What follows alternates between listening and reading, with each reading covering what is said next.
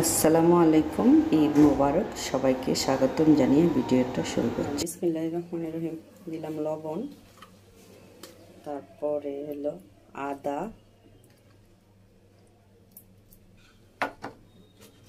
এটা হলো রসুন,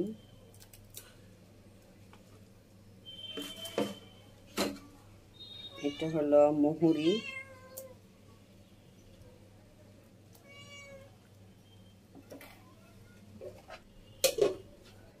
এটা হলো জিরা,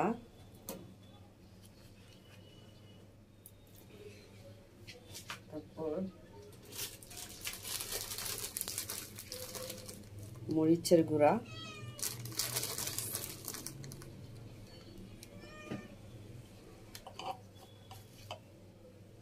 হলুদ একটু দিতে পারি, তারপর এটা হলো ধনিয়া। তেল ওসব বেশি লাগবে না, হলো ওকে। তারপর পেঁয়াজ দিয়েছি,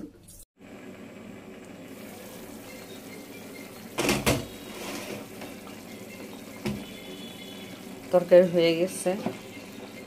এটা তো হাড্ডির মাংস আর ফ্রেশ মাংস একত্রে মিলে রান্না করছি, যেহেতু একটু ঝোলটা বেশি দিয়েছি।